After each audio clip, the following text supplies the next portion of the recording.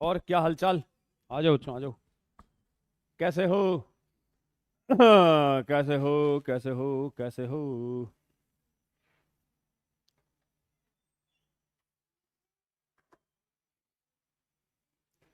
दिनों दिन संख्या कम कैसे होती जा रही है भैया?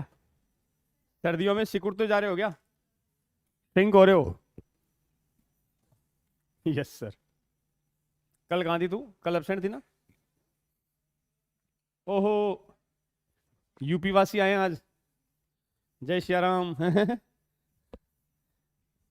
कई दिनों से आई। टाइफाइड हो गया था? कितने दिन हो गए? हाँ, एक हफ्ते से ज्यादा। घर कहाँ? यूपी तो है। यूपी में कहाँ? आगरा। अच्छा। चलो भाई। ये भी आज ही आया है। तू भी कल नहीं था? अच्छा, ये भी नहीं था। कहाँ थे भैया? और जो कल थे वो आज गायब है। ऐसे ऑल्टरनेट आते हो क्या? कि तीन आज आ जाएंगे, तीन कल आ जाएंगे, हैं? ये सही है। और तिलकधारी, क्या नाम तेरा? यार तेरी शक्ल कहीं सुनेली लगती है। तेरा कोई भाई और कोई पढ़ा हुआ है क्या कभी यहाँ? फिक्र पहली बार आया तू? कौन सा गांव है? नागौर का है? नागौर में? मेड़ता रोड की सिटी? मेड़ता रोड की मेड़ता सिटी? कौन सा? अरे यार बोल, तो सब जानता हूँ मैं। हाँ। मेड़ता रोड, मेड़ता सिटी, जिसके बीच में पहली बार रेल बस चली थी। मेड़ता रोड बड़ा जंक्शन है ना? अनिल अनिल, चलो भैया आगे ले चलते हैं चैप्टर को बच्चों। थायराइड की बात करते हैं ना। थायराइड चालू कर दिया था कल अपन ने। Thyroid gland. तो बताया था बॉडी की सबसे बड़ी एंडोक्राइन ग्लैंड कौन सी है? थायराइड है। लेकिन आपसे पूछे सबसे बड़ी ग्लैंड कौन सी है, तो लीवर है। एंडोक्राइन डालती है, आप थायराइड बोल देना। हमने कहा कि ट्रेकिया के दोनों ओर होती है बाइलोब्ड ग्लैंड है, जिसमें दो लोब होती है बेटा जी। अब जब इसकी स्ट्रक्चर आती है ना थायराइड की, तो स्ट्रक्चर में ऐसे है कि जैसे ये ट्रेकिया था।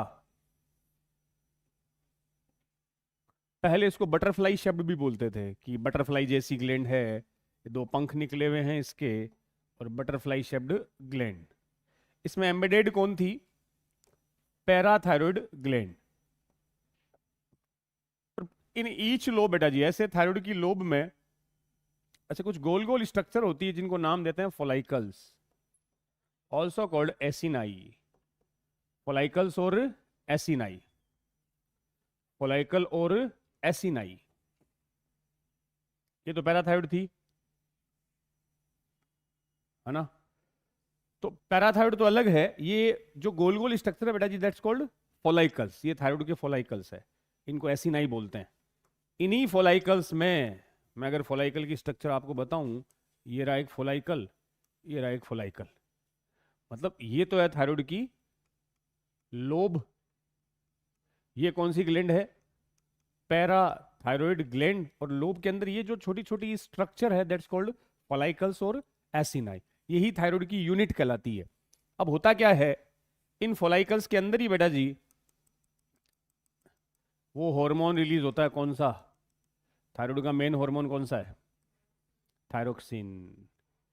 थायराइड का जो मेन हार्मोन है, दैट्स कॉल्ड थायरोक्सिन। क्या बता सकता है थायराइड का एक और हार्मोन? थायराइड से केवल थायरोक्सिन नहीं आता बच्चों, एक और हार्मोन आता है। T3 T4। ये बीच में जो यहां भरा रहता है, इसको बोलते हैं स्ट्रोमा। ये जो फोलाइकल्स के बीच में है स्ट्रोमा, और यहां भी एक स्पेशल सेल होती है। इन सेल को बोलते हैं पैरा फॉलिकुलर सेल्स। ये वाली स्ट्रक्चर है फोलाइकल्स, ये है इसके फोलाइकल। तो ये जो गोल गोल बनाए ना बच्चों, ये तो कौन है? फोलाइकल्स। अब देखो इन फोलाइकल्स के बाहर ये जो भरा हुआ है, इस भरे हुए पार्ट को बोलते हैं स्ट्रोमा। ये जो भी भरा हुआ है यहां, इस भरे हुए को बोला जाएगा स्ट्रोमा। इस स्ट्रोमा में एक और सेल बैठी है जिनका नाम पैराफोलिकुलर सेल। मतलब फोलाइकल्स के जो बाहर है वो पैराफोलिकुलर सेल। इन सेल से एक हार्मोन रिलीज होता है, इसका नाम मैं पूछ रहा था, टीसीटी, थायरोकैल्सिटोनिन।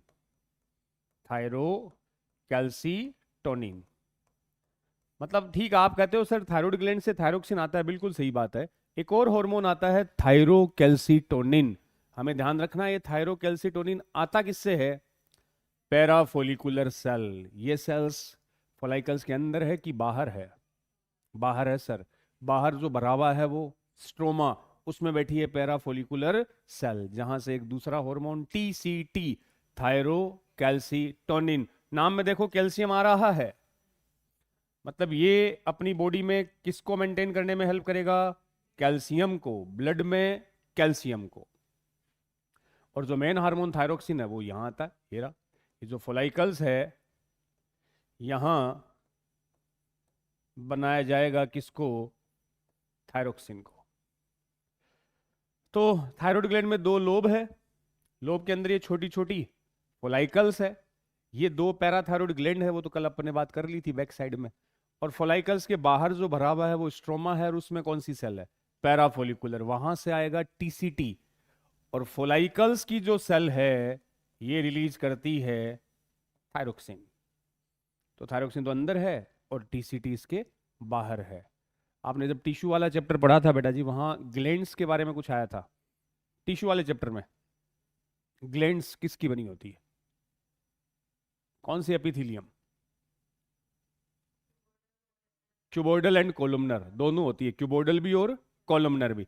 ये ग्लैंड ही तो है, थायराइड ग्लैंड है। तो इस ग्लैंड के अंदर ये जो लेयर दिख रही है ना बेटा जी, ये है कौन सी सेल? Cuboidal sales. ये होती है क्यूबोइडल सेल, और इन्हीं से ये हार्मोन रिलीज होता है। तो ग्लैंड्स में या तो क्यूबोइडल दिखेगी या तो कॉलुमनर। ये क्यूबोइडल है, बस ये आ गया।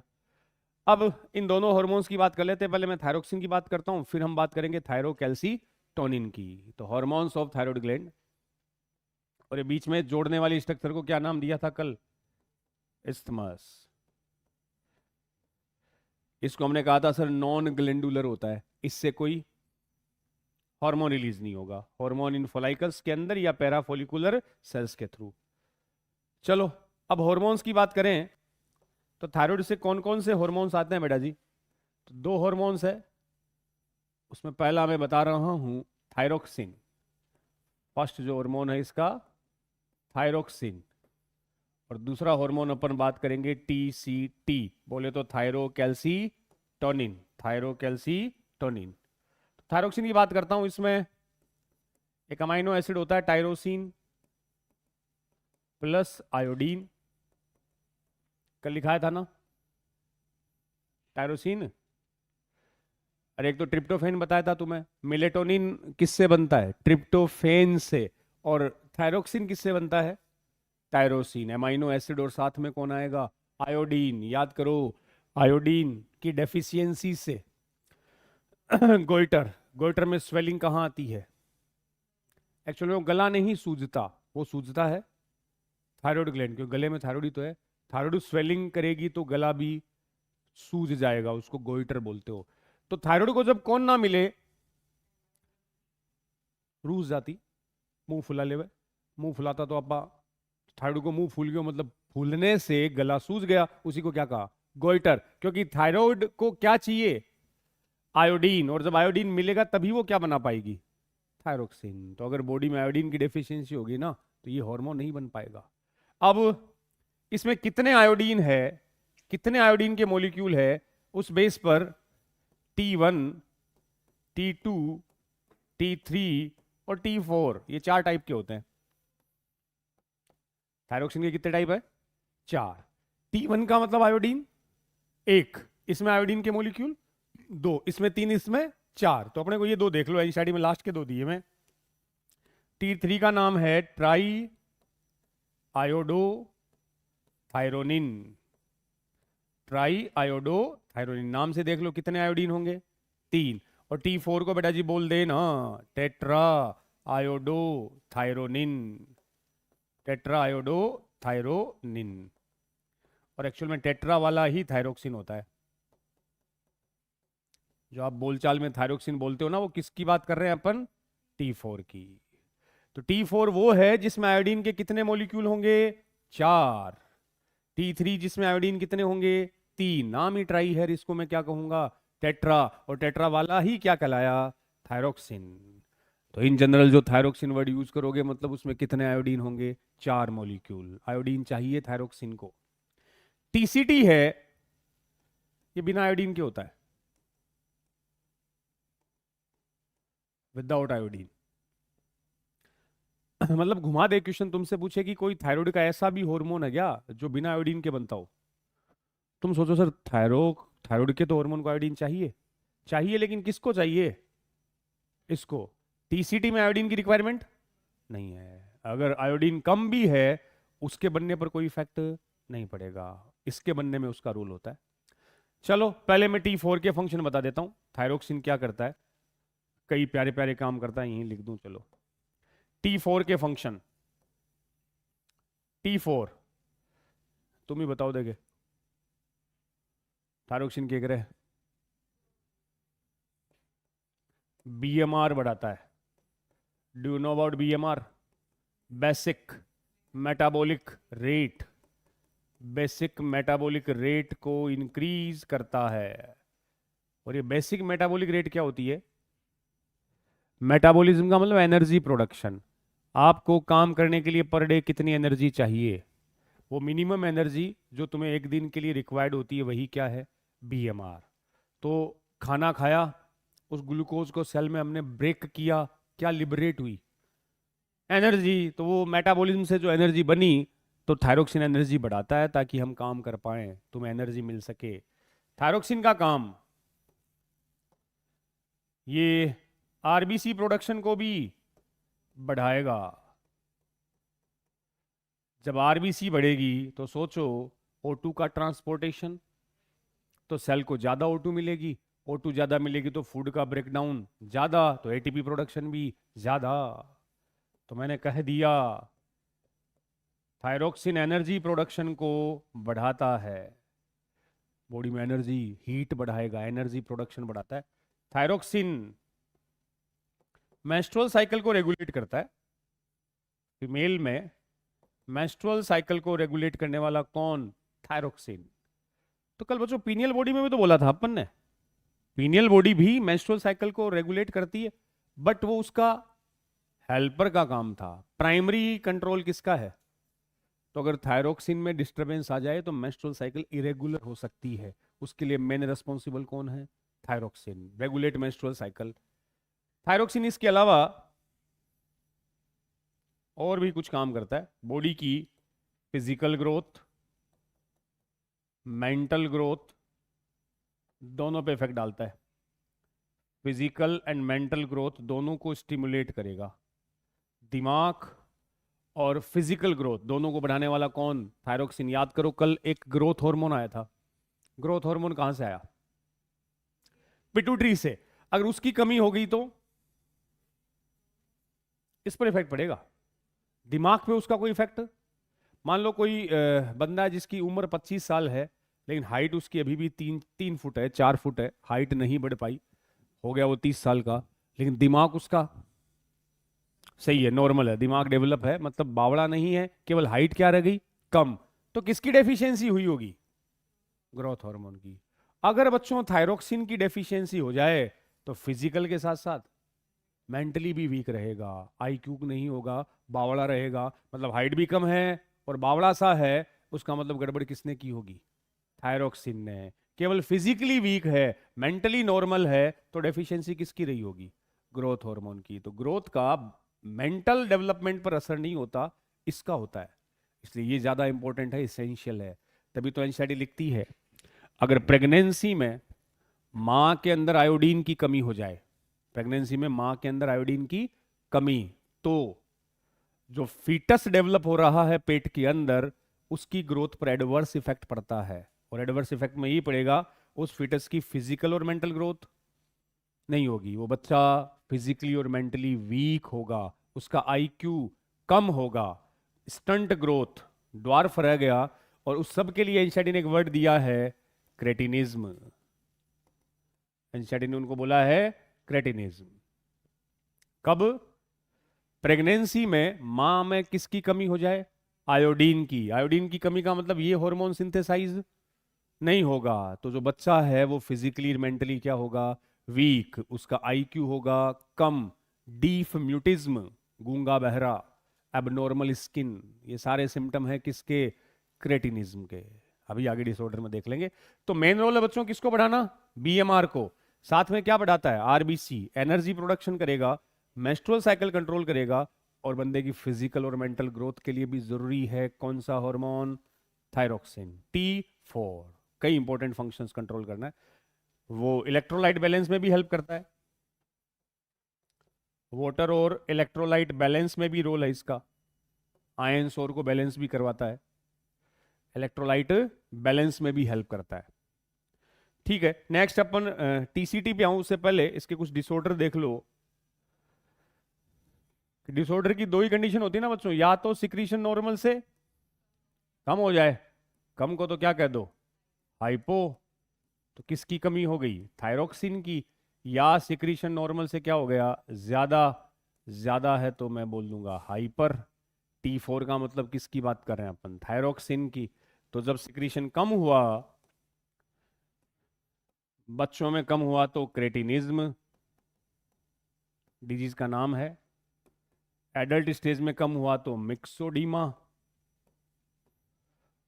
आयोडीन की कमी रह गई तो गोइटर। गोइटर और एक और है, तुम याद रख सकते हो तो हाशिमाटो। सुना है कभी? जीवन में ऐसा वर्ड आया तुम्हारे? आया? कहाँ आया? कब आया? क्यों आया?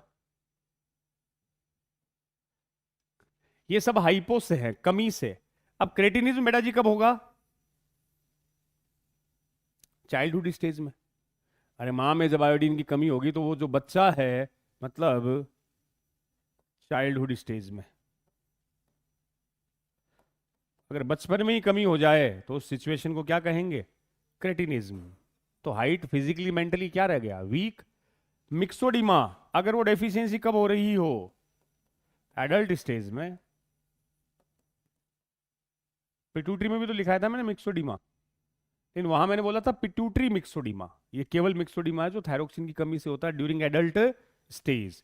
गोइटर किसकी डेफिशिएंसी? आयोडीन की। तो एक ही बात है, जब आयोडीन कम हुआ तो थायरोक्सिन कम बनेगा, हाइपोसिक्रीशन, थ्रोट स्वेलिंग आ गई, थायराइड ग्लैंड में स्वेलिंग आ गई। हाशिमाटो बताओ देखे, ये हेल्थ डिजीज में फिर से आएगा तुम्हारी। It is a auto immune disease. It's example of auto immune disease. ये पढ़ी है ना आपने?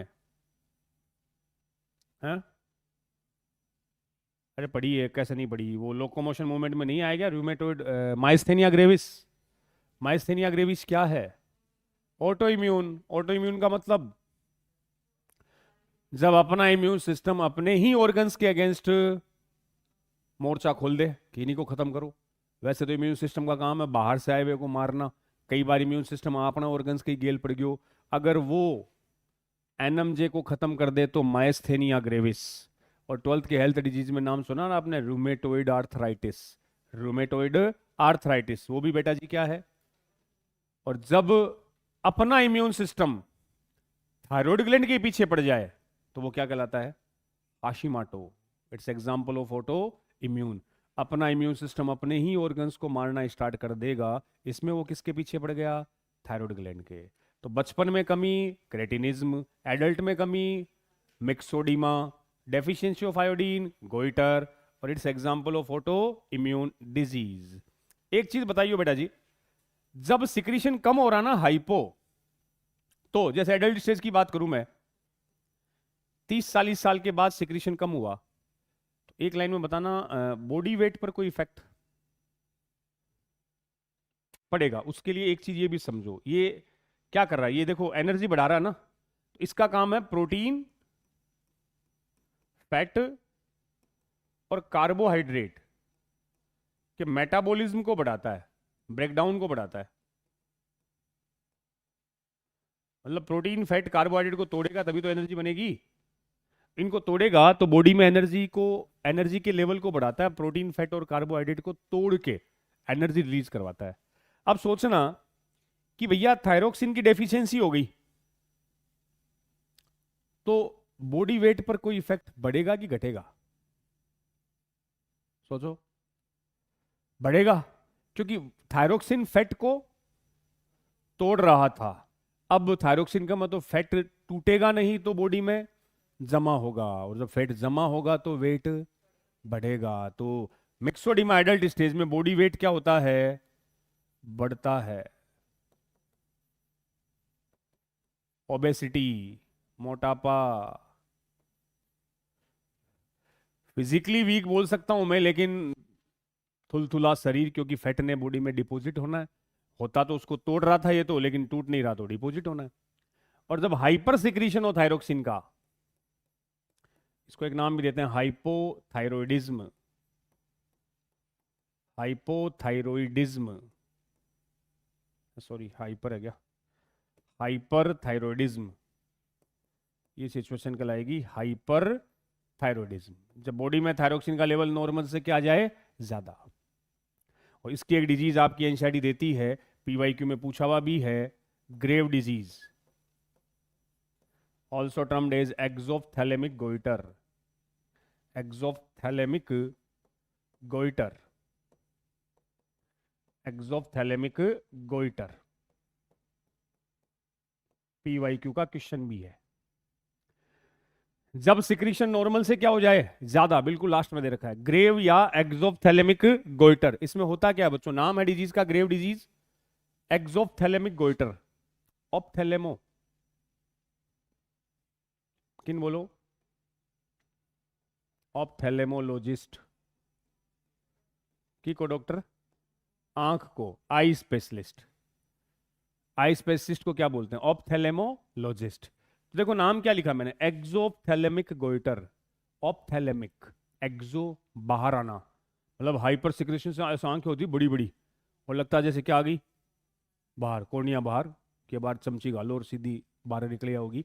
तो इतनी आंखें फैल के बाहर आ गई, नीचे म्यूकस जमा हो गया, सूज गई, तो बड़ी बड़ी फूली हुई आंखें is symptom of hyper secretion, उसी को बोलते हैं ग्रेव डिजीज। तो एक्सोप्थैलेमिक में फियरफुल आईज, डरावनी आंखें, आंखों के नीचे जम गया म्यूकस, बड़ी आंखें हो गई, एक्सोप्थैलेमिक। ऑप्थैलेमिक का मतलब आईज, एक्सो का मतलब बारागी, इसी को बोलते हैं ग्रेव डिजीज। तो ये डिसऑर्डर देख लियो, इंपॉर्टेंट है, हाइपो और हाइपर से होने वाले डिजीज, जिसमें थायरोक्सिन के बारे में बता रखा है। दूसरा हार्मोन था इसका टीसीटी, उसको देख लो। और टीसीटी को अपन पीटीएस के साथ ही बता देता हूं मैं तुम्हें। पैराथायरॉयड ग्लैंड 4 बताई थी बच्चों, चारों थायरॉयड ग्लैंड के अंदर धंसी हुई थी, दो दो थी दोनों लोब में, बैक साइड में अपन ने बोला था। और वहां से आने वाला हार्मोन कौन सा था, पीटीएच। पीटीएच का एक नाम और लिखाया था आपने, कोलिप हार्मोन, कोलिप हार्मोन। तो एक साइड में लिख दूं मैं पीटीएच, एक साइड में लिख रहा हूं टीसीटी, इन दोनों को कंपेयर से समझा देता हूं, दोनों ग्लैंड एक साथ ही समझ में आ जाएगी, पीटीएच और टीसीटी। पीटीएच तो कौन सा हार्मोन है, पैराथायरॉयड हार्मोन।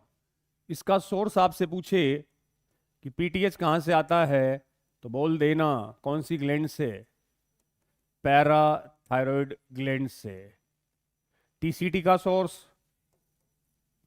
थायरॉयड ग्लैंड है, और थायरॉयड ग्लैंड की कौन सी सेल है, पैराफोलिकुलर सेल। ठीक है, पैराफोलिकुलर सेल, पीटीएच और टीसीटी। फंक्शन है मेन, टीसीटी में नाम आया था थायरोकैल्सी, मतलब किसे कंट्रोल करना, कैल्शियम को, ये भी कैल्शियम से रिलेटेड है। पीटीएच क्या करता है, ब्लड में कैल्शियम के लेवल को बढ़ाता है बेटा जी, ब्लड में कैल्शियम के लेवल को बढ़ाता है, अपने खून में कैल्शियम को बढ़ाता है, बढ़ा रहा है, तो हाइपो बोलोगे कि हाइपर बोलोगे, अरे बढ़ा रहा है तो हाइपर, इसको बोलते हैं हाइपर कैल्सेमिक हार्मोन, हाइपर कैल्सेमिक हार्मोन, क्योंकि इसने ब्लड में कैल्शियम को बढ़ा देना है। दूसरा आया टीसीटी, इसने बोला भाई तू बढ़ा रहा है तो मैं कम करूंगा। इसका फंक्शन है ब्लड में कैल्शियम के लेवल को कम करना। तो जब ब्लड में कैल्शियम कम हुआ तो हाइपो होगा कि हाइपर होगा? हाइपो। तो इस वाले हार्मोन को बोल देंगे अपन हाइपो कैल्सेमिक हार्मोन, क्योंकि इसने कैल्शियम के लेवल को क्या कर दिया? कम कर दिया। तो ध्यान देना, दोनों जरूरी है। मान लो, सोच समझ के बताइयो, हमारी बॉडी में ब्लड में कैल्शियम कम हो रहा है तो कौन आएगा?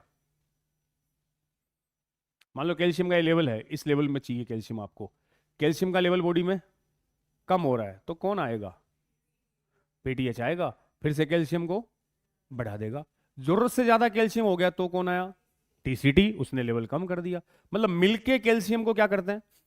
Maintain, balance. मिलके कैल्शियम को बैलेंस करते हैं टीसीटी भी और पीटीएच। एक बढ़ाएगा दूसरा कम करेगा। अब आप ये देख लो पीटीएच बढ़ाता कैसे है। एनसीईआरटी ने 3 तरीके दिए हैं, मैं वो तीनों एक्सप्लेन कर देता हूं कि ब्लड में कैल्शियम को कैसे बढ़ाया जाता है। तो ये मान लो बेटा जी अपनी ब्लड वेसल्स है, ये अपनी ब्लड वेसल्स है। तो कैल्शियम किस में बढ़ाना है? ब्लड में, ब्लड वेसल्स है। कैल्शियम कहां कहां होता है? तो पहला देखियो, ये है अपनी कोई बोन, हड्डी, प्यारी प्यारी बोन। बोन के ऊपर क्या डिपॉजिट है? अरे कैल्शियम। हड्डी पे कौन डिपॉजिट होता है? कैल्शियम। तो पहला क्या तरीका है? पहला तरीका ये है, हड्डी से क्या निकाला जाएगा? कैल्शियम। और उसे कहां भेज दिया जाएगा? ब्लड में। तो ब्लड में कैल्शियम का लेवल बढ़ गया। इसका काम ब्लड में कैल्शियम बढ़ाना है, 3 तरीके से बढ़ा रहा है। पहला तरीका ये। दूसरा, ये कैल्शियम निकालेगा आपकी इंटेस्टाइन से। रोटी खाई है, खाने में मान लो कोई भी कैल्शियम का आपने सोर्स लिया है, कोई दूध अंडे जो भी लिए हैं, तो इंटेस्टाइन से कैल्शियम को क्या किया? Absorb, reabsorb. और उसे किसको दे दिया? ब्लड को। तो ब्लड में कैल्शियम बढ़ गया। तीसरा तरीका पूरा सही नहीं है, बट एनसीईआरटी लिखती है तो करें क्या, लिख दिया तो हमें पढ़ना पड़ेगा। ये है तुम्हारी नेफ्रॉन, किडनी का नेफ्रॉन। नेफ्रॉन से भी वो क्या एब्जॉर्ब करवाएगा? कैल्शियम। नेफ्रॉन से भी किसको एब्जॉर्ब करवाएगा? कैल्शियम को। मतलब 3 तरीके हैं जिससे वो ब्लड में क्या बढ़ा देगा? कैल्शियम। तो कहां कहां से कैल्शियम उठा के लाता है? बोन से, इंटेस्टाइन से और नेफ्रॉन से कैल्शियम को उठाया और किसको दिया? तो ब्लड में कैल्शियम का लेवल बढ़ गया। तुम पूछो सर टीसीटी क्या करता है? इन तीनों काम को रोक देता है, कम कर देता है। तो ब्लड में कैल्शियम, पीटीएच इन तीनों काम को स्टिमुलेट करता है, वो इन तीनों फंक्शंस को रोकता है ताकि ब्लड में कैल्शियम कम हो जाए, और ये बढ़ाने का काम करता है। हड्डी से कैल्शियम लाने के लिए एनसीईआरटी 2-3 शब्द भी लिखती है, रिजॉर्प्शन, डिसोल्यूशन, डीमिनरलाइजेशन। एक ही बातें हैं सब, डीमिनरलाइजेशन। ठीक है। तो हाँ, अगर पीटीएच ज्यादा आ जाए तो डेफिशिएंसी भी होगी, बोन्स वीक हो जाएगी, उसको भी डिजीज बोलते हैं। हाँ, फ्रेजाइल हो जाती है। फ्रेजाइल होगी तो हल्का झटका लगते ही फ्रैक्चर होगी, सही कह रही है। लेकिन ये मतलब बैलेंस कर रहा है ज्यादा। मैंने फिर कहा ना, हार्मोन का भी लेवल मेंटेन रहता है। मान लो तुमसे कहते पीटीएच बहुत ज्यादा हो गया तो बोन्स वीक हो जाएगी, पीटीएच ज्यादा होने से बोन वीक हो जाएगी। तो मैं तो, अपन तो बैलेंस की बात कर रहे हैं फिलहाल। तो पीटीएच का काम है हड्डी से एक्स्ट्रा कैल्शियम को उठा के ब्लड को दे दे, हड्डी से कैल्शियम निकालना रीजॉर्प्शन, डिसोल्यूशन और डी मिनरलाइजेशन। एक ही बात है, डी मिनरलाइजेशन। मिनरल्स हटा दिए और ब्लड को दे दिए। इंटेस्टाइन से उठा लिया और कहां से उठा लिया? नेफ्रॉन से। और टीसीटी इन तीनों के अपोजिट काम करता है। अपोजिट बोले तो एंटागोनिस्टिक। मैं लास्ट में लिखा दूंगा। बॉडी में कुछ ऐसे हार्मोन हैं जिनके फंक्शन एक दूसरे के एंटागोनिस्टिक होते हैं, बोले तो अपोजिट फंक्शन होते हैं। लिखा था आपको एसएनएस पीएसएनएस एक दूसरे के एंटागोनिस्टिक थे, बस ये देख लियो। ठीक है, तो ये ध्यान रख लेना, टीसीटी ब्लड में कैल्शियम कम करेगा, एक बढ़ाएगा, दोनों मिलकर कैल्शियम के लेवल को मेंटेन करते हैं। अब आपसे कहना पीटीएच की कमी हो जाए तो क्या होता है? पीटीएच की क्या हो गई? डेफिशिएंसी। तो देखो बोर्ड पे, ब्लड में कैल्शियम के लेवल पर क्या इफेक्ट पड़ेगा? कम हो जाएगा। पीटीएच कम है तो ब्लड में कैल्शियम का लेवल कम हो गया, और ब्लड में कैल्शियम का लेवल जब बहुत ज्यादा कम हो जाए तब भी एक डिजीज हो जाती है बेटा जी। कैल्शियम की जरूरत पड़ती है मसल कॉन्ट्रैक्शन में, बिना कैल्शियम के प्रॉपर कॉन्ट्रैक्शन नहीं होगा, और वो सिचुएशन कल आएगी हाइपो कैल्सेमिक टिटेनी। ऐसा टिटनस जो किसकी कमी से हो रहा है? कैल्शियम। हाइपो का मतलब कैल्शियम की कमी, हो गया क्या? टिटनस। तो पीटीएच की कमी से, डेफिशिएंसी ऑफ पीटीएच एक डिजीज करवाता है, दैट्स कॉल्ड हाइपो कैल्सेमिक टिटेनी। और पीटीएच का मैं दूसरा नाम फिर से लिख देता हूं, ये है कोलिप्स हार्मोन। कोलिप्स साइंटिस्ट के नेम पे, फिलिप कोलिप्स थे साइंटिस्ट, उनके नाम पे रखा है इसको कोलिप्स हार्मोन। ये देख लो, बस दोनों ग्लैंड आ गई यहाँ, थायराइड भी हो गई, पैराथायराइड भी हो गई, इस हार्मोन से समझ लियो। फिर बड़ी एक और ग्लैंड पे आते हैं, थाइमस है शायद पहले तो, फिर एड्रिनल, पहला थाइमस करवा दूं चलो।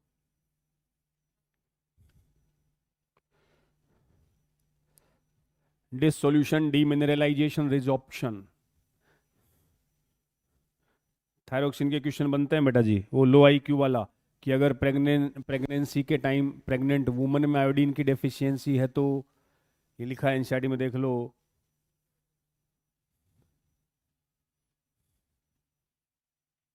ये रहा, हाइपोथायरॉयडिज्म ड्यूरिंग प्रेगनेंसी।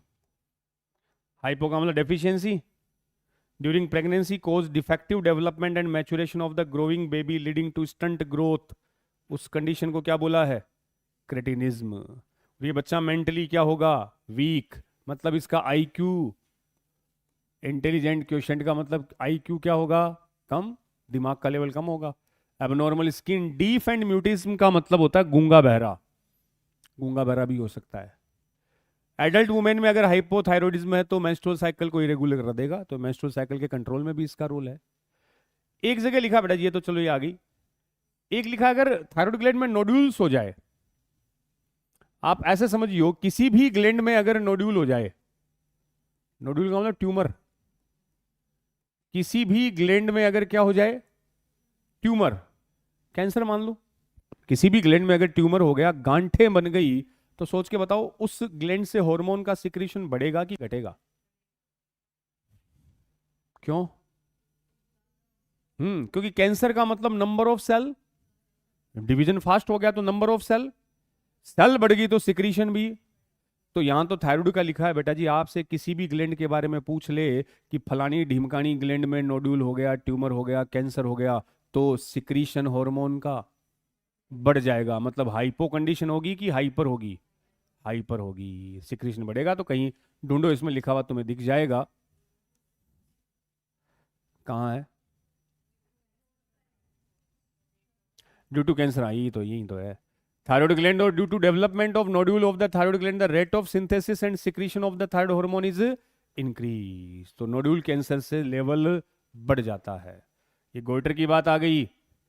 ये लास्ट लाइन एक टीसीटी की दे रखी है कि वो ब्लड कैल्शियम लेवल को रेगुलेट करता है, लेकिन आप यहां समझ लेना कि वो ब्लड में कैल्शियम को कम करता है, कम, पीटीएच बढ़ाता है, मिलके दोनों कंट्रोल कर लेते हैं। फिर पैराथायरॉयड ग्लैंड है, ठीक है, पढ़ लियो तो सारी बातें मैंने कंपैरिजन करवा दी, इसमें कुछ नहीं है, ये लास्ट में दे दिया ना। Along with TCT it plays significant role in calcium balance in the body. TCT के साथ मिलकर ये ब्लड में कैल्शियम को बैलेंस करता है। देखो कोई लाइन वाइन वर्ड लिखे तो पूछ लिया करो तुम कि सर ये बताओ इसका मीनिंग, फिर आगे वाली ग्लैंड चालू करता हूँ। 2 मिनट देख लो, पैराथायरॉयड को रीडिंग लगाओ, देखे, पढ़ो एनसीईआरटी से। कुछ लगे नहीं बात तो पूछ लो, फिर थाइमस पढ़ा देता हूँ। आज क्वेश्चन भी करेंगे, क्लास खत्म होने वाली उससे 10 मिनट पहले बता देना, मुझे याद दिला देना भैया। क्वेश्चन लाया हूँ खूब, थोड़े थोड़े करो ताकि कल ये चैप्टर पूरा हो जाएगा तुम्हारा, कल कंप्लीट करवा दूंगा। लेक्चर तो 3 मिले थे, लेकिन ज़्यादा भागा दौड़ी को नहीं हुआ, अपने से आराम से चलेंगे हिसाब से, है ना। समझते हो तुम, साथ साथ पढ़ लो, याद भी हो जाएगा सिलेबस। फिर एक ही चैप्टर बचेगा, एनिमल किंगडम। 12th में तो भी यही जोर को नहीं आया है, 12th तो पढ़ के आए हो ना। ऐसी मेरी गलतफहमी है कि तुम लोगों ने 12th तो पढ़ी होगी अच्छे से। मैं ऐसे सोच रहा हूँ कि उसमें जोर कम आएगा, ये भी गलतफहमी है सर आपकी, है। नाको चने, नाको चन तले क्या होता है, नाको चने नहीं, क्या होता है वो, चने चबवाना, क्या बोलते हैं उसको, तले चने चबवाना, हाँ। ऐसी हालत कर देंगे, मतलब डिफिकल्ट, दुष्कर कार्य, कंबरसम प्रोसेस। देखो है कोई पैराथर्ड में ऐसी कोई लाइन, कोई वर्ड जिसका मतलब समझ में नहीं आ रहा हो तुम्हें, और सही है तो फिर चलते हैं थाइमस पे। थाइमस इसका एक नाम और भी है, ट्रेनिंग स्कूल ऑफ, लिख दियो पास में, टी सेल। यहां अपन किसको ट्रेंड करेंगे, टी सेल को। टी सेल याद है क्या आपकी, डब्ल्यूबीसी बेटा जी। डब्ल्यूबीसी का एक टाइप आता है लिम्फोसाइट, लिम्फोसाइट में दो होती है, टी और बी। ये टी लिम्फोसाइट को मैच्योर करता है। थाइमस में कौन मैच्योर होती है, टी सेल या टी लिम्फोसाइट, टी सेल या टी लिम्फोसाइट उसको ट्रेंड करता है, तो इसका दूसरा नाम है training school of T cell और टी लिम्फोसाइट। अब देखो है क्या, तो थाइमस में ज्यादा कुछ नहीं, सिंपली 2-4 बातें अपन देख लें।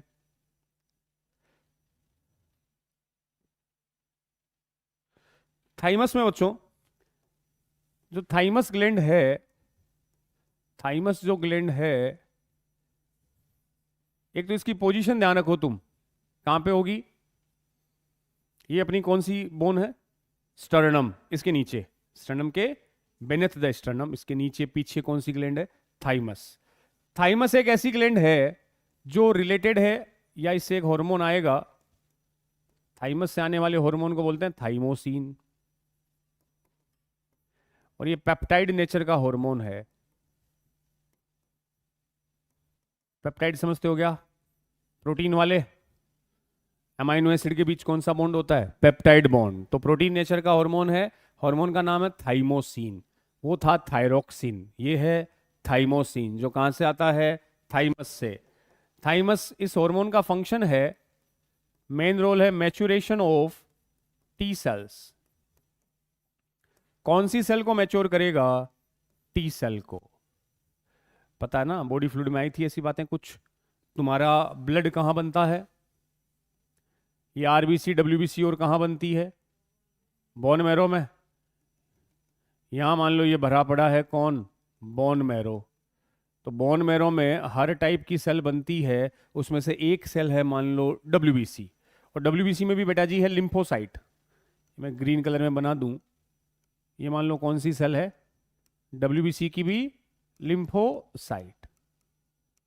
अरे तो डिफेंस में काम आती है, प्रोटेक्शन। तो बॉडी में जब कोई एंटीजन, कोई पैथोजन, कोई बैक्टीरिया घुसता है, तो डब्ल्यूबीसी तो बताती है बेटा जी उससे। सबसे पहले उस एंटीजन के सामने आती है टी सेल। टी सेल उस पैथोजन को रिकॉग्नाइज कर लेगी कि ये तुम्हारा है या नहीं है। अगर पता चले यार अपनी बॉडी का ही है, तब तो कुछ नहीं करती, और पता चल गया कि ये तो अपना नहीं बाहर का है, तो टी सेल किसको बोलेगी, बी को। तो बी क्या बनाती है, एंटीबॉडी। एक्चुअल में एंटीबॉडी बनाना किसका काम है, बी का। बनवाना किसका काम है। तो पहले टी को पता चलेगा, टी बी को कहेगी, तब बी जाके क्या बना देगी, एंटीबॉडी। वो एंटीबॉडी आपको प्रोटेक्ट करती है। तो antibody produce by B cell, और बनवाई किसने, टी सेल ने। ये टी और बी नाम क्यों रखे गए, टी और बी नाम? टी इसलिए कहा गया क्योंकि इसको मैच्योर किसने किया? थाइमस ने। तो थाइमस का क्या उठाला है? टी। बी इसलिए बोला क्योंकि वो मैच्योर कहां हुई? बोन मैरो में। अरे बनी तो दोनों बोन मैरो में, बना तो सब कुछ बोन मैरो, लेकिन उसको ट्रेनिंग दी गई। ट्रेनिंग मतलब सिखाया गया। इन टी सेल को ये सिखाया, अब देखो यहां ये लिम्फोसाइट है, इसमें से कुछ लिम्फोसाइट को भेज दिया किसके पास? थाइमस के पास। थाइमस ने उसको ट्रेंड कर दिया, पढ़ा लिखा के तैयार कर दिया। जब ट्रेंड हो गई तो इनको नाम क्या दे दिया? T cell. थाइमस ने ये सिखाया कि तुम्हें बाहर से आने वाले एंटीजन को पहचानना है, अपनी बॉडी की सेल्स का ध्यान रखना है कि कौन अपना है और कौन पराया। अपने पराये का ज्ञान किसने करवाया? थाइमस ने। तो जो मैच्योर थाइमस में हुई वो टी सेल। कुछ वहीं रह जाती है बोन मैरो के पास, उसको अपन बोल देंगे बी सेल। तो टी ने पता लगाया, बी को बोला, तब जाके बी ने क्या बनाया? एंटीबॉडी। क्लियर? हाँ, वो टी हेल्पर वगैरह अलग अलग आती है, वो आप अपन हेल्थ डिजीज में डिस्कस करेंगे। तो मैच्योरेशन का मतलब टी सेल को इसने क्या दी? ट्रेनिंग। और टी सेल से एक इम्यूनिटी होती है बच्चों, अभी तो मैं नाम ही लिखा रहा हूं, ये हेल्थ डिजीज में आता है, सुना भी होगा आपने, सेल मीडिएटेड इम्यूनिटी। सुना हुआ है? टी सेल से एक इम्यूनिटी आती है, सेल मीडिएटेड इम्यूनिटी। इसका मीडियम बनता है क्या है? आगे आप ह्यूमन हेल्थ डिजीज में थोड़ा डिटेल में आसी लिए, वो टाइम यहाँ अभी खर्च नहीं कर रहा मैं। हेल्थ डिजीज में जब पढ़ना ही है तो वहां पढ़ लेंगे। और टी सेल्स बी को बोलकर क्या बनाएगी? एंटीबॉडी। वो कहलाती है ह्यूमोरल मीडिएटेड इम्यूनिटी। तो थाइमस का मेन काम है ये हार्मोन रिलीज करना, और यहां किसको मैच्योर करना? टी सेल को। टी सेल वो जो फॉरेन एंटीजन को रिकॉग्नाइज करेगा और बी को बोलकर क्या बनवा देगा? एंटीबॉडी। तो कहने का मतलब ये ग्लैंड किससे रिलेटेड है? अपने इम्यून सिस्टम से, आपके प्रोटेक्टिव सिस्टम से। तो कनेक्टेड विद और related with immune system. Immune system से जुड़ी हुई ग्लैंड कौन सी? थाइमस। बस। और एक चीज और भी याद रख लो, ये ऐसी ग्लैंड है जो इनिशियल स्टेज में थाइमस ग्लैंड की साइज बड़ी और ये एक्टिव होती है, लेकिन एडल्ट स्टेज और बूढ़ियों में थाइमस ग्लैंड की साइज स्मॉल और धीरे धीरे रिड्यूस या इनएक्टिव हो जाती है।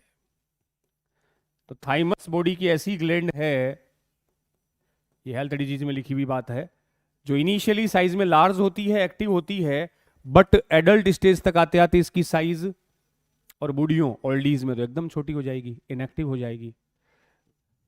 तो एक क्वेश्चन बनता है प्यारा सा यहां पे, बूढ़ियों की थाइमस ग्लैंड निकाल दी जाए तो क्या होगा?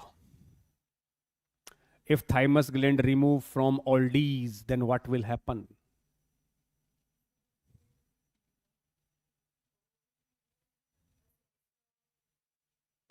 No effect. बूढ़ियों से हटा दो तो कोई इफेक्ट, क्योंकि बूढ़ियों में पहले से क्या हो रखी है? रिड्यूस और इनएक्टिव, तो हटाने पर कोई असर। इसीलिए बूढ़ियों का इम्यून सिस्टम वीक होता है, उनके डिजीज होने के चांसेस ज्यादा, क्योंकि वहां थाइमस ग्लैंड क्या हो चुकी है? इनएक्टिव। थाइमस टी से कनेक्टेड है, टी सेल इम्यूनिटी से कनेक्टेड है। तो बस, तो इम्यून सिस्टम से रिलेटेड जो ग्लैंड है वो थाइमस है, जो किसके पीछे है? स्टर्नम के, ये वेंट्रल साइड में यहां प्रेजेंट होती है। जिससे आने वाला हार्मोन कौन है? थाइमोसिन, जो नेचर में कैसा है? पेप्टाइड। और ये मैच्योर करती है कौन सी सेल को? टी सेल को। It's part of lymphocyte. उनको सिखाया जाएगा कि तुम्हें फॉरेन एंटीजन को पहचानना है, रेस्पॉन्ड करना है, और इसकी इम्यूनिटी का नाम है सीएमआई, सेल मीडिएटेड इम्यूनिटी। बचपन में साइज में बड़ी है, एज बढ़ने के साथ साथ छोटी हो जाएगी, बूढ़ियों में पूरी तरह से इनएक्टिव। तो बुढ़ापे में हटा भी दी जाए तो कोई असर नहीं पड़ेगा, क्योंकि वहां पहले से ही क्या है? Inactive, non functional. इसीलिए बूढ़ियों का इम्यून सिस्टम वीक। और बी सेल से ह्यूमोरल इम्यूनिटी होती है, दोनों को कंट्रोल करता है। मेन तो टी सेल पर असर दिखाएगा, बस ज्यादा कुछ नहीं है, थाइमस में इतना ही है। इम्यून सिस्टम से रिलेटेड ग्लैंड है थाइमस, देख लो। लोब्यूलर ग्लैंड है, located between lungs behind sternum on the ventral side of aorta. यहां दो फेफड़े हैं, फेफड़ों के बीच में ये कौन सी ग्लैंड है, कौन सी बोन है, स्टर्नम, इसके नीचे। एरोटा समझ गए, यहाँ दिल भी तो है, दिल से निकला ना वो एरोटा, उसके आगे की ओर होती है, दिल के आगे। आगे का मतलब कौन सी साइड है, वेंट्रल। आगे का मतलब साइड कौन सी आई बेटा जी, वेंट्रल। और दोनों फेफड़ों के बीच, स्टर्नम के पीछे। Major role in the development of the immune system. This gland secrete the peptide hormone thymosin, play major role in the differentiation of T lymphocyte या T cell, which provide कौन सी immunity, CMI, cell mediated immunity. In addition, antibody production में भी help करता है। हालांकि तुम बेजे में क्लियर रखना, एंटीबॉडी तो कौन बनाता है, बी, उससे बनवाती कौन है, और टी यहां मैच्योर होती है, तो इनडायरेक्टली एंटीबॉडी भी बनवाता है, humoral immunity. Degenerate in old individuals result in a decreased production of thymosin. As a result, the immune response of old persons become weak. बूढ़ियों का immune system weak, क्योंकि वहां thymus gland reduce हो गई, inactive हो गई, size में small हो गई।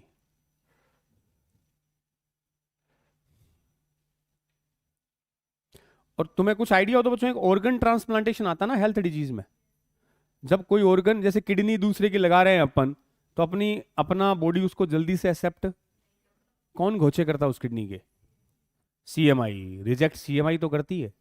कैसे सर, जब दूसरे की किडनी आई, किसको पता चला, टी को, पहले टी तो जाएगी, देखेगी कि ये अपना है या पराया, तो उसने किडनी को चेक किया और पता चला किडनी अपनी तो कोनी, उसने लगा पता नहीं किसकी आ गई, क्या आ गई, क्यों आ गई, जबकि वो किडनी तो बेनिफिट के लिए आई है, लेकिन टी सेल उसको फॉरेन एंटीबॉडी, फॉरेन पार्टिकल्स मानती है, एंटीजन मानती है, और टी बी के कान भर देगी कि भाण कोई बारिश आई है, केबरो के ले आई है, के है डंग बड़ंग, बी है कानों की कच्ची, जैसा टी कहेगी मान लेगी, और तुरंत क्या बना देगी, वो एंटीबॉडी उस किडनी को ही खत्म करना स्टार्ट कर देगी। तो ट्रांसप्लांट ऑर्गन को रिजेक्ट करने वाली कौन, सीएमआई, बोले तो टी सेल।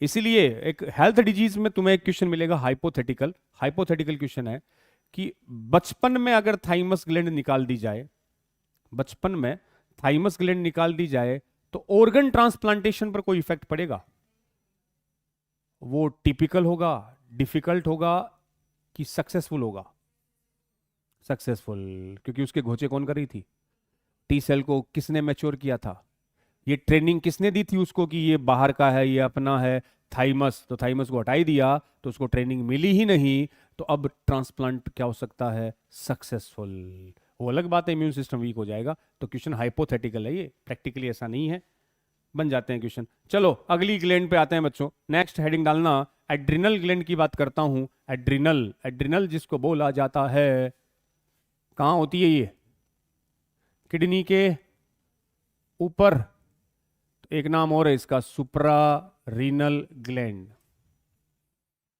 सुप्रा का मतलब ऊपर, किडनी को दूसरा नाम, रीनल आर्टरी, रीनल वेन, किसके लिए बढ़ा रहा है, किडनी के लिए, तो किडनी के ऊपर है तो क्या कहा, सुप्रा रीनल ग्लैंड। एक और नाम है इसका, 4S ग्लैंड।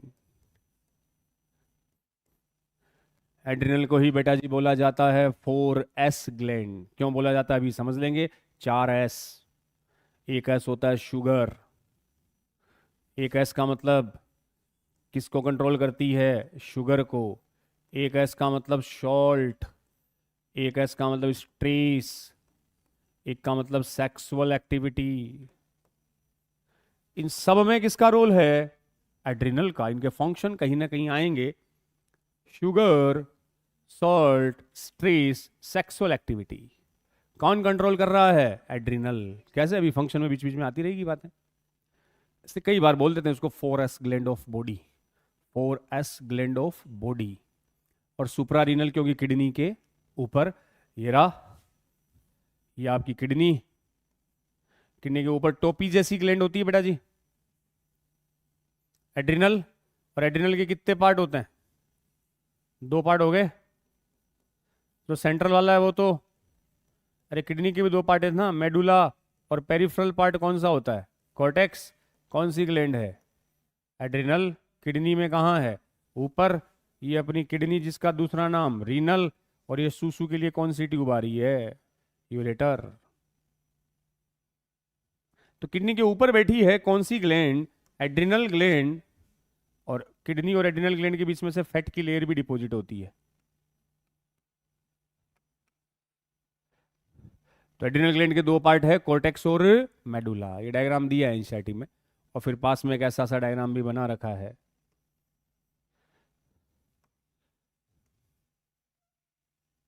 तो इसमें सेंट्रल वाला पार्ट तो बच्चों मेडुला होगा, और पेरिफेरल पार्ट इसका कॉर्टेक्स होगा, बस। तो पोजीशन आए तो किडनी के ऊपर। किडनी कितनी है? तो ये भी कितनी होगी? दो। किडनी वेंट्रल है कि डोर्सल है? आगे है कि पीछे है? पीछे। रीढ़ की हड्डी के दोनों ओर, बैकबोन के दोनों ओर, T12 से L3, याद है? लास्ट थोरेसिक वर्टिब्रा से थर्ड लंबर वर्टिब्रा के बीच पेयर्ड कौन है? किडनी। उसके ऊपर कौन बैठा है? एड्रिनल ग्लैंड, जिसके दो पार्ट है, कॉर्टेक्स एंड मेडुला। अब कौन से पार्ट से कौन से हार्मोन आएंगे वो देख लो। पीछे अपन ने बताया भी था, कॉर्टेक्स जो है वो बनता है मीजोड्रम से, उस डायग्राम में मैंने बता दिया था आपको। मेडुला बनता है एक्टोड्रम से। तो ऐसी ग्लैंड है जो दो लेयर से बनती है बेटा जी, एड्रिनल। कॉर्टेक्स से भी बनेगी, और मेडुल उस पे मीजोड्रम से भी बनेगी, और एक्टोड्रम से भी। मीजोड्रम से भी बनेगी और एक्टोड्रम से भी। ये जो दो डायग्राम दे रखे हैं, बस। इसमें एड्रिनल ग्लैंड, ये बाहर कॉर्टेक्स है, और मेडुला डायग्राम में लिख लो ना। मेडुला इसका किससे बना हुआ है? एक्टोड्रम से। और जो कॉर्टेक्स है बेटा जी, उसका ओरिजिन किससे हो रहा है? मीजोड्रम से। इन दोनों में से पूछे ना ज्यादा कौन सा है? कॉर्टेक्स पार्ट इसका मैक्सिमम पार्ट होता है, लगभग 80% ही होता है कॉर्टेक्स। ज्यादा कॉर्टेक्स होता है, मेडुला कम पोर्शन होता है। तो पूछना मेनली किससे बना है? ये मीजोड्रम से, क्योंकि कॉर्टेक्स इसका बड़ा पार्ट होता है, मेडुला कंपैरेटिवली छोटा है। और ये जो ट्यूब आ रही है कौन सी आ रही है? यूरेटर बेटा जी। किडनी से कौन आ रही है? यूरेटर। ठीक है, अब इसके पार्ट और हार्मोन की बात बता देते हैं। एड्रिनल ग्लैंड से कौन से हार्मोन आएंगे? फिर बचेगी एक पेंक्रियाज और गोनेट्स, टेस्टिस ओवेरी। मैकेनिज्म है, कल हो जाएगा आराम से। तो एड्रिनल ग्लैंड के, कल तो है क्लास अपनी, है इस वीक पूरी। 26 को तुम्हारा ऑफ है, 26 जनवरी को ऑफ रहेगा। फिर 27 को क्लास है, 27 को अपन एनिमल किंगडम चालू कर देंगे, है? कब? पढ़नी की है? नहीं है मेरी? वाह, थैंक यू ये इस खुशखबरी देने के लिए। ऐसा कैसे हो गया? मेरी क्लास मुझे फ्री कर दिया, ऐसा तो हो ही नहीं सकता। क्लास हटा दी। कब का आया हुआ शेड्यूल है? अच्छा, 27 को मेरी है, बीच में एक दिन हट गई, तो कहीं और लगाई हुई थी, हटाएंगे तो नहीं है। 4 क्लास से कम तो देते ही नहीं ना इनके तो। गुरुजी रेस्ट क्या कर ले? मयंक सर कैसे रेस्ट कर ले? अच्छा, मेरे पास टाइम टेबल है, मतलब कल हो गया थर्सडे। हाँ कल नहीं है भैया, तो लेकिन अच्छा कल इसमें दे दी 401 में। तुम्हारे नहीं है, बाकी क्लास तो है। ठीक है, तो सैटरडे को हो जाएगा अगले लेक्चर में, मतलब इस वीक अपन इस चैप्टर को कंप्लीट कर देंगे। नेक्स्ट वीक फिर एनिमल किंगडम चालू होगा, कोई ना। अब बोटनी की आई नहीं होगी वैसे ना इस वीक आपके? अच्छा, उसी दिन एक्स्ट्रा थी, ठीक है। क्या मोरफो चल रहा है क्या? अनाटमी, ठीक है। तो उसमें अगले पेपर में ही आ रहा है शायद, हो जाएगा तब तक तो, हैं? एड्रिनल कॉर्टेक्स, और दूसरा पार्ट आ गया एड्रिनल मेडुला। कॉर्टेक्स और मेडुला, मोरफो में नई फैमिलीज वगैरह ऐड हुई है ना, कॉर्टेक्स और मेडुला बेटा जी। तो कॉर्टेक्स तो हमेशा पेरिफेरल पार्ट होता है, और मेडुला हमेशा सेंट्रल वाला। तो कॉर्टेक्स तो इसका कौन सा पार्ट है? पेरिफेरल। और इससे जो हॉर्मोन्स आएंगे ना, एंडोक्राइन ग्लैंड है तो हॉर्मोन तो आएंगे। कॉर्टेक्स वाले हॉर्मोन्स को बोलते हैं corticoid hormones. Corticoid hormone, corticoid, नाम पे जाना। कोर्टी का मतलब तो होता है जो कहां से आ रहे हैं, कॉर्टेक्स। और कोइड वर्ड लिया बच्चों, स्टीरोइड। स्टीरोइड का मतलब हार्मोन या तो प्रोटीन से बनता है या तो स्टीरोइड होता है। ये नहीं सुनते क्या खिलाड़ी स्टीरोइड का यूज कर रहे हैं, है ना? डोप टेस्ट होता है उनका, स्टीरोइड का इंजेक्शन ले लिया, स्टीरोइड गोलियां ले आया। स्टीरोइड का एक्चुअल मतलब होता है जो फैट से बनता है। ऐसे हार्मोन जो किससे बने, स्टेरॉइड का मतलब है फैट डेरिवेटिव, फैट से बनने वाले। जो हार्मोन किससे बने, फैट से। एक्चुअल में स्टेरॉइड का यूज इसलिए करते हैं बच्चों कि जो एनर्जी लेवल होता ना, जैसे हम किसको तोड़ के एनर्जी बनाते हैं, मैं तीनों का ही तुम्हें बता देता हूं। खाने में तीनों चीजें हैं, कार्बोहाइड्रेट भी है, फैट भी है, प्रोटीन भी है। लेकिन बॉडी पहले किसको तोड़ के एनर्जी बनाती है, कार्बोहाइड्रेट को। बट जब एनर्जी की बात आए ना, तो मेरे पास ये तीनों 1 ग्राम है। तीनों कितने हैं, 1 ग्राम कार्बोहाइड्रेट है, 1 ग्राम फैट है, 1 ग्राम प्रोटीन है। तीनों को जब तोड़ा जाएगा तो कार्बोहाइड्रेट से एनर्जी मिलेगी 4.0 किलो कैलोरी। एनर्जी की यूनिट है किलो कैलोरी। अगर मैं फैट को तोड़ूंगा 1 ग्राम तो मुझे मिलेगी 9.0 किलो कैलोरी। प्रोटीन से मिलेगी 4.0 किलो कैलोरी। ये लेवल आपको देख के पता चलना चाहिए कि मैक्सिमम एनर्जी कौन रिलीज करवाएगा। और फैट कार्बोहाइड्रेट से डबल से भी ज्यादा एनर्जी देता है। इसलिए स्पोर्ट्स पर्सन किसके इंजेक्शन को यूज करते हैं, स्टेरॉइड। एनर्जी बढ़ेगी तो परफॉर्मेंस बढ़ेगी, थकान नहीं आएगी। और स्टेरॉइड एक्चुअल में जो किससे बने हुए हो, फैट से। हार्मोन स्टेरॉइड्स होते हैं, उसमें एनर्जी लेवल कार्बोहाइड्रेट और प्रोटीन के डबल से भी ज्यादा होता है। मेडुला, मेडुला की बात अपन करेंगे तो कॉर्टेक्स के बच्चों फिर 3 पार्ट्स होते हैं।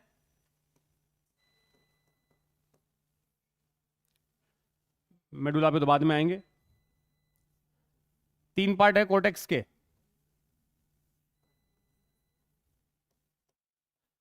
कहां ड्रग्स में कहां लगी तुम,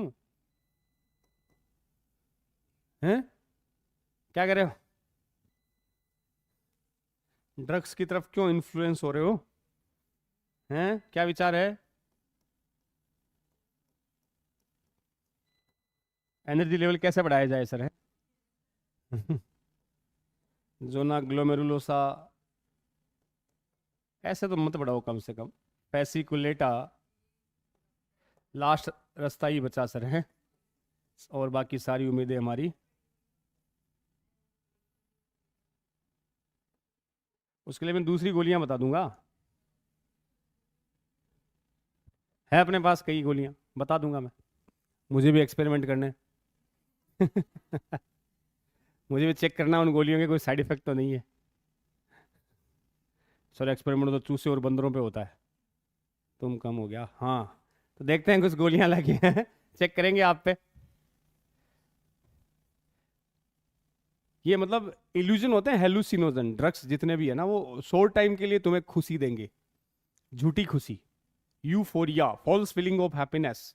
थोड़ी देर के लिए राजी रहोगे, तुम्हें फील होगा कि हाँ, थोड़ी देर मतलब 2 4 5 घंटे जब तक असर रहेगा, तुम्हें लगेगा वाह मैं बैठा हूँ एम्स मेडिकल कॉलेज में।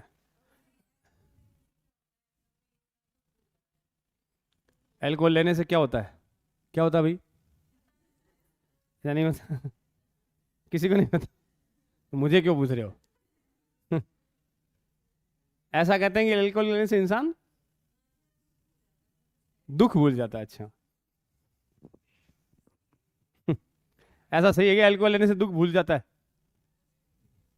बिहार में तो वैसे ही बैन है ना? बैन है लेकिन खपत सबसे ज्यादा होती है। हाँ, बताते हैं बैन है। एल्कोहल लेना से ऐसा है कि ब्रेन में बता रहा था ना मैं, सेरेब्रम सेरिबेलम पर असर डालता है वो। सेरेब्रम मतलब कुछ पार्ट को, जो कॉन्शियसनेस है ना, उसको कुछ देर के लिए वो रिलैक्स कर देता है।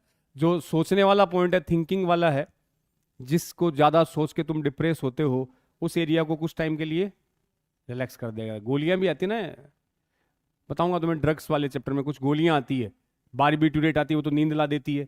एक बेंजोडाइजेपिन नाम आता है, वो नींद नहीं लाएगी बट सीएनएस को काम कूल रिलैक्स कर देगी।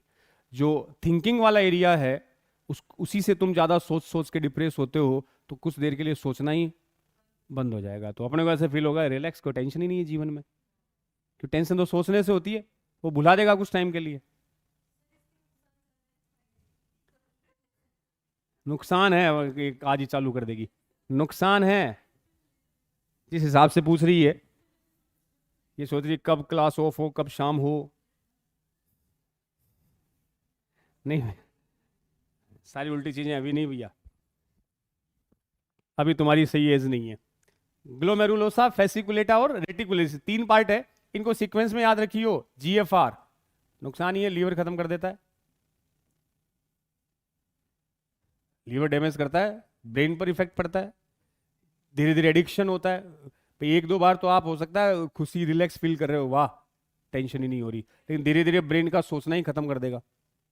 तुम तो वैसे ही तुम्हारा दिमाग इतना ही काम करता है, जो बचा कुचा 0.23% बचा है तुम्हारा, 0.23 वो ही गया, बचा क्या फिर। और जल्दी अपने में उसके जल्दी इंपैक्ट आएंगे। 1250 उधर तो 1400 है।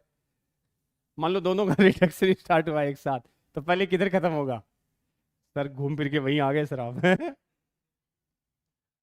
आपको जितनी, आपके लिए जितना बुरा बोला जाए उतना ही कम है सर। ग्लोमेरुलोसा, फेसिकुलेटा और रेटिकुलरिस, तो मैं इसलिए लिखा बच्चों जीएफआर से तुम याद रख सकते हो। वैसे जीएफआर क्या होता है? Glomerular filtration rate. यहां जीएफआर का मतलब जी माने ग्लोमेरुलोसा, फेसिकुलेटा और रेटिकुलरिस। जोना का मतलब जोन, एरिया।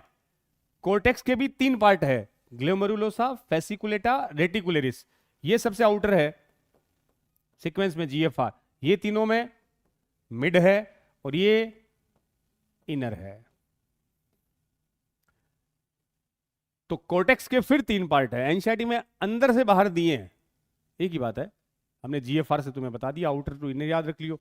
ग्लोमेरुलोसा से जो हार्मोन आता है, पेज पलट रहा हूं, आगे लिखना पड़ेगा, इसका हार्मोन, इससे आने वाला हार्मोन और इससे आने वाला हार्मोन। अभी हम पढ़ रहे हैं एड्रिनल का कौन सा पार्ट? कोर्टेक्स, जो पेरिफेरल पार्ट है, पेरिफेरल। तो ग्लोमेरुलोसा से जो हार्मोन आएगा उसको बोला जाता है बच्चों मिनरेलो कॉर्टिकोइड्स। मिनरेलो, तोड़ के पढ़ लो, बड़ा नाम है, मिनरेलो कॉर्टिकोइड्स। और बेटा जी जो फेसिकुलेटा से आएगा, ग्लूको कॉर्टिकोइड्स, ग्लूकोकॉर्टिकोइड्स। और जो रेटिकुलरिस से आता है, that's called sex hormone,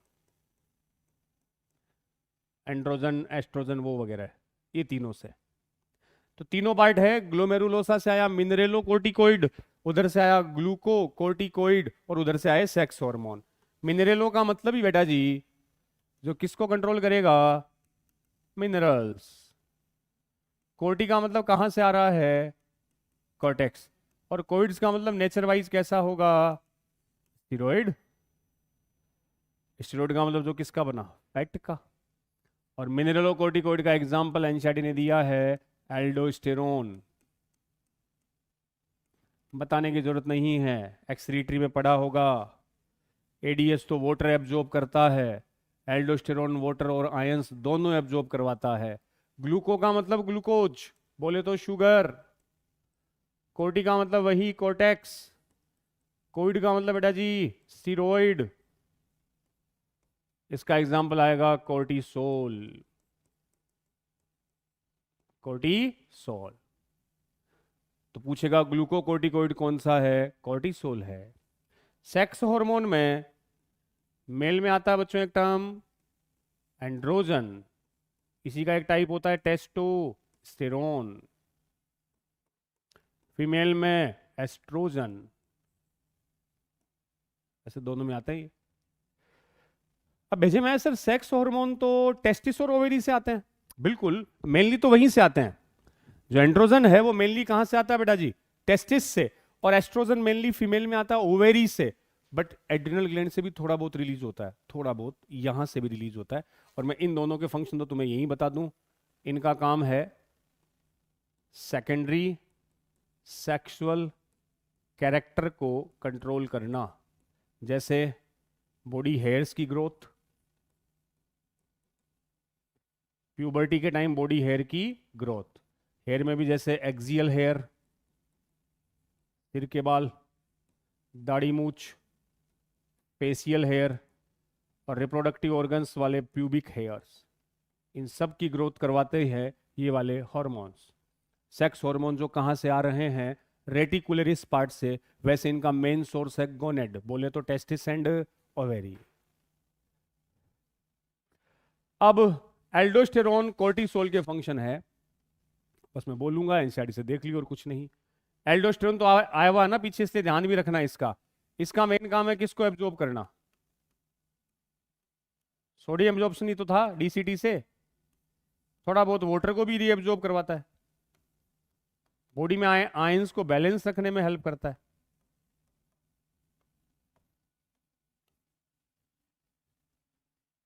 body fluid volume को मेंटेन करता है, ऑस्मोटिक प्रेशर को मेंटेन करता है। मेन काम था किसका एब्जॉर्प्शन? Sodium reabsorption. और ये डीसीटी का अच्छा क्वेश्चन है। डीसीटी से मेनली वाटर एब्जॉर्ब करवाने वाला एडीएच, आयंस एब्जॉर्ब करवाने वाला कौन? एल्डोस्टेरोन। एल्डोस्टेरोन। कोर्टिसोल के कई काम है। पहला काम तो नाम ही देखो, किसको?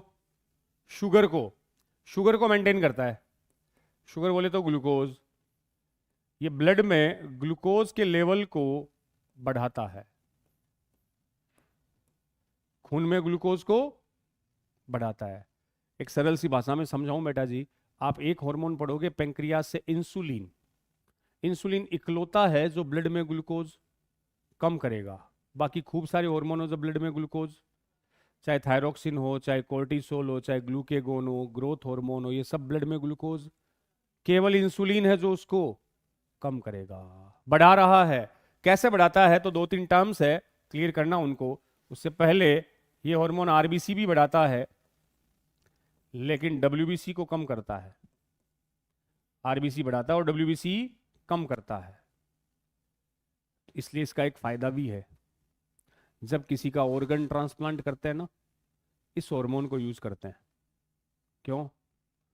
ये हार्मोन पेशेंट में डब्ल्यूबीसी और उस ऑर्गन को रिजेक्ट करने में डब्ल्यूबीसी तो गोचे कर रही है, इम्यून सिस्टम ही तो गोचे कर रहा है, इसने डब्ल्यूबीसी को क्या कर देना? कम। तो ट्रांसप्लांटेशन में काम आने वाला हार्मोन कोर्टिसोल डब्ल्यूबीसी कम करता है। ये कार्डियोवैस्कुलर एक्टिविटी पर भी असर डालता है, हार्ट वगैरह पर।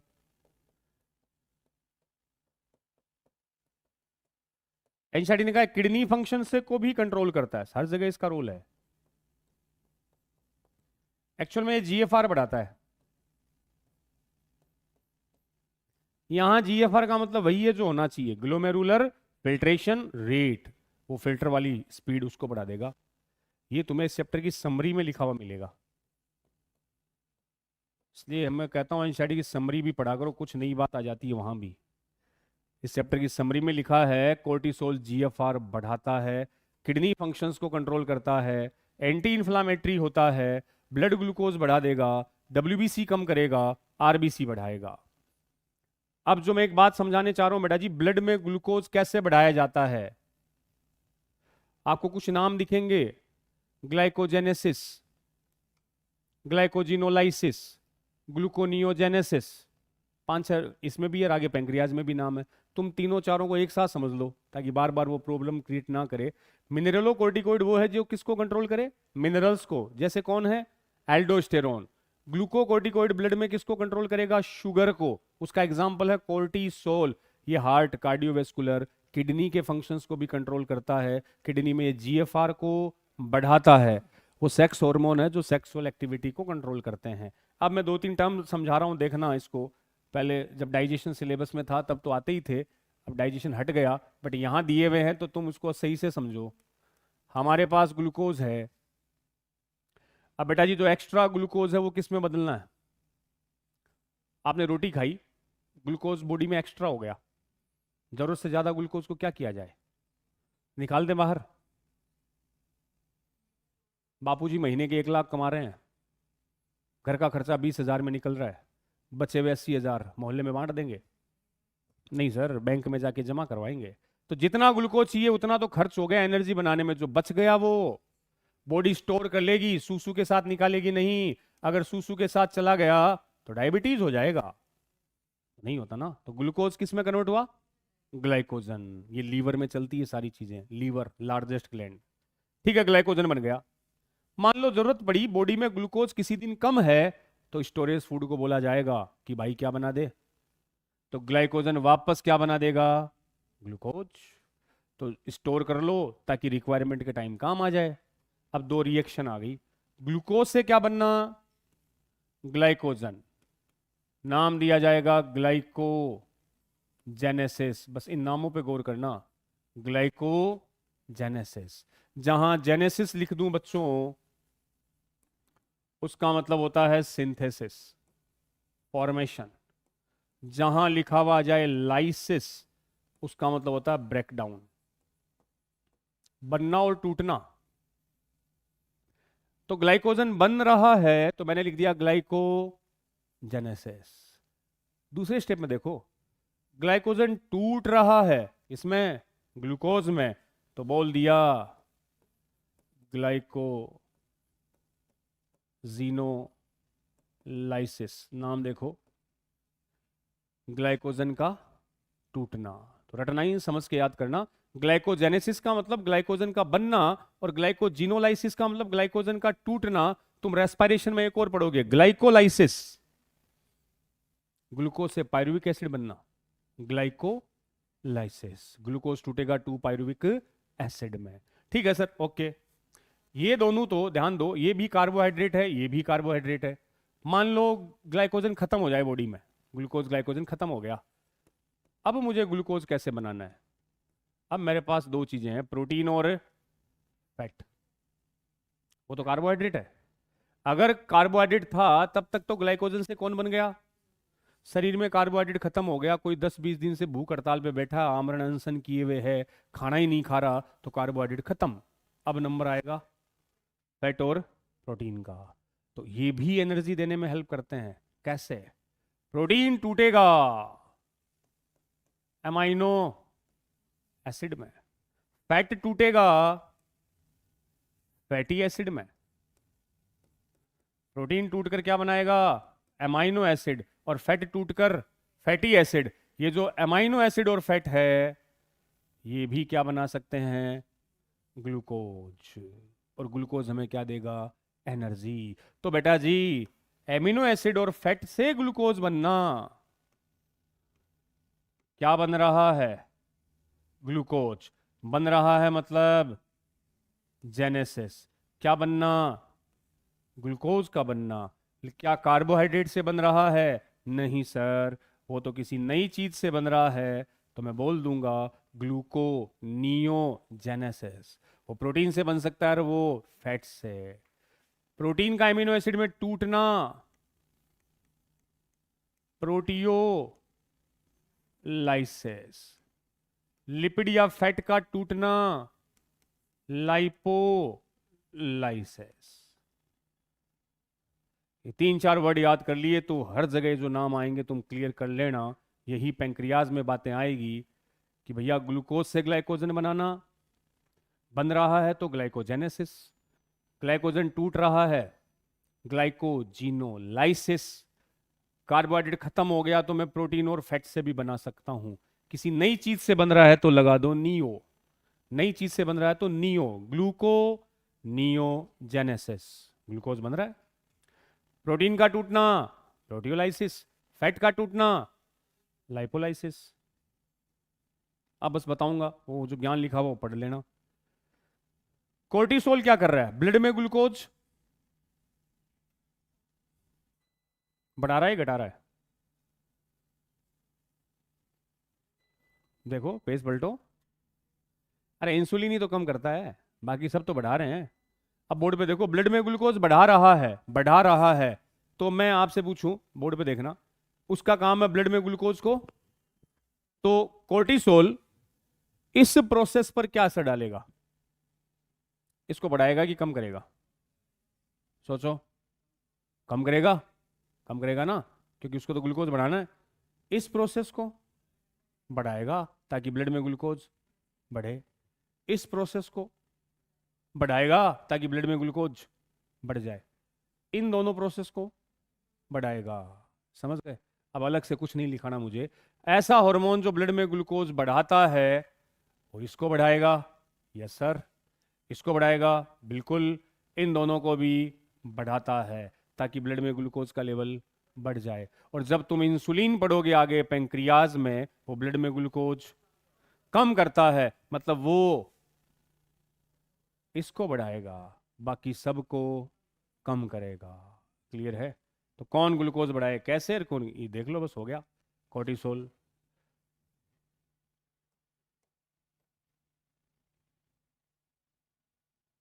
पहले मेडुला दी है एंशाइटी में, ये कोटेक्स के हार्मोन यहां से है।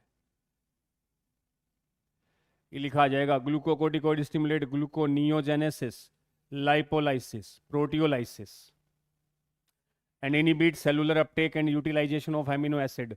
एमिनो एसिड को सेल में नहीं जाने देता ताकि वो लीवर में जाए और लीवर में जाके ग्लूकोज बनाए। ये सारी प्रोसेस लीवर में चलती है, जो लिखी है ना अपन ने, ये सारी प्रोसेस कहाँ चल रही है? लीवर में चलती है। सारी रिएक्शन लीवर में है।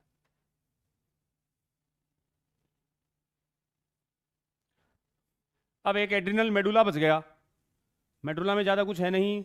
ओहो, फटाफट लो। बताया नहीं तुमने, बोला 10 मिनट पहले बताना, क्वेश्चन करवाने थे। लेकिन क्यों बताओगे, तुम्हें क्वेश्चन था थोड़ी करने तुम्हें। एड्रिनल मेडुला को बोलते हैं बेटा जी 3F ग्लैंड। इसका नाम है 3F ग्लैंड। F का मतलब फाइट, फ्लाइट, फियर। अरे इमरजेंसी के टाइम काम आई ना, इमरजेंसी के टाइम ये काम आती है। लड़ने गए किसी से कि देख लूंगा, बाहर मिलना तू, तो उसको मिले बाहर, मारने गए, 3-4 लोग, और पता चले सामने 8-10 आ गए, तो गए तो दौड़े थे, और देखते दूसरी छुट्टी, और वहां से 9-2-11। तो लड़ाई करने, फाइट करने गए थे, लेकिन भीड़ देख के तो एब्रेशन हुआ, दूसरी छुट्टी, और वहां से फ्लाइट। तो फाइट, फियर, फ्लाइट। खतरे के समय जो ग्लैंड एक्टिवेट होती है वो एड्रिनल ग्लैंड। एड्रिनल का भी कौन सा पार्ट? Medulla part. उसको बोला मैंने 3F ग्लैंड। इमरजेंसी ग्लैंड कौन से हार्मोन रखता है? Adrenaline and nor adrenaline. इनका एक नाम और है, इस नाम से भी आ सकता है, एपिनेफ्रीन और नोर एपिनेफ्रीन। दोनों को मिला के बोलते हैं इमरजेंसी हार्मोन्स, या एक और नाम एनशाडी लिखती है, कैटेकोलेमीन्स। कैटेकोलेमीन्स, क्योंकि ये भी टायरोसिन एमिनो एसिड से बनते हैं। कल बताई थी मैंने, टायरोसिन एमिनो एसिड। तो एड्रिनलिन और नोर एड्रिनलिन, एपिनेफ्रिन और नोर एपिनेफ्रिन, कौन से हार्मोन? इमरजेंसी। इनके फंक्शन कैसे याद करें सर? बिल्कुल सिंपल है।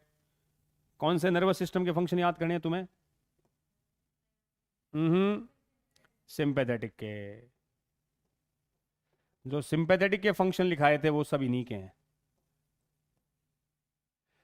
क्योंकि सिंपैथेटिक नर्वस सिस्टम से तो बनता है ये एड्रिनल मेडुला। इमरजेंसी के टाइम हार्ट बीट बढ़ गई, स्वेट सिक्रीशन बढ़ गया, ब्लड में ग्लूकोज बढ़ गया, एनर्जी लेवल बढ़ गया, बीपी बढ़ गया, पसीना बढ़ गया, प्यूपिल डायमीटर, लेकिन वो मुंह में लार, गला सूख गया। बताया था ना, एलिमेंट्री कैनाल वाले कम करने और बाकी सब बढ़ाने। रोंगटे खड़े हो गए, गूज फ्लेश, सारे काम इसके हैं। और यही काम किसका था? Sympathetic nervous system. तो एक लाइन में समझाऊं, इमरजेंसी नर्वस पूछे तो सिंपैथेटिक, इमरजेंसी ग्लैंड पूछे तो मेडुला, इमरजेंसी हार्मोन पूछे तो adrenaline and nor adrenaline, epinephrine and nor epinephrine, combinedly called catecholamines. Amines का मतलब अमाइनो एसिड कौन सा? टायरोसिन, जो थायरोक्सिन में आया था, टायरोसिन। ठीक है, बाकी काल काल तो के सैटरडे को क्लास आएगी, उसी दिन करेंगे क्वेश्चन, उस दिन चैप्टर भी पूरा करवा दूंगा। थैंक यू, जय हिंद।